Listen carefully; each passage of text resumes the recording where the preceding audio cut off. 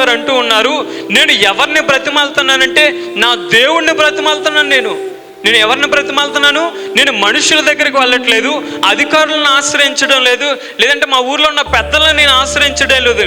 ఎవరిని నేను ఆశ్రయిస్తానంటే నన్ను నా సమస్యల నుంచి విడిపించగలిగిన నా దేవుణ్ణి నేను ఎలుగెత్తి 2 చేతులు మొరపెట్టి ఆకాశం వైపు నా చేతులెత్తి, అయ్యా నా సమస్య నుంచి మీరు నన్ను విడిపించండి అని ఆయన దావీదు గారు దేవుణ్ణి బ్రతిమాలుతూ ఉన్నాడంట. దేవునికి స్తోత్రం. హల్లెలూయా, హల్లెలూయా.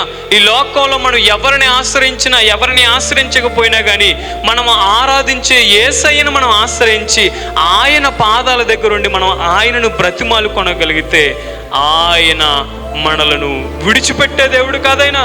అవసరమైతే నువ్వు ఎవరి కాళ్ళైనా పట్టుకున్న తర్వాత సర్లే 6 రోజుల తర్వాత 1 నెల రోజుల తర్వాత చూద్దాం అప్పుడు అంటారు, కానీ నేను ఆరాధించే యేసయ్య అలా అనడు. మనం ఎప్పుడైతే ఆయన పాదాలు పట్టుకుని బ్రతిమాలుతామో ఆయన ఏం చేస్తాడంటే వెంటనే తన కార్యాన్ని మన జీవితంలో జరిగిస్తాడు. 1 కాదు 2 కాదు, బోలెడన్ని సమస్యలు ఎవరి జీవితంలో ఉన్నాయంటే దావీదు గారి జీవితంలో ఉన్నాయి.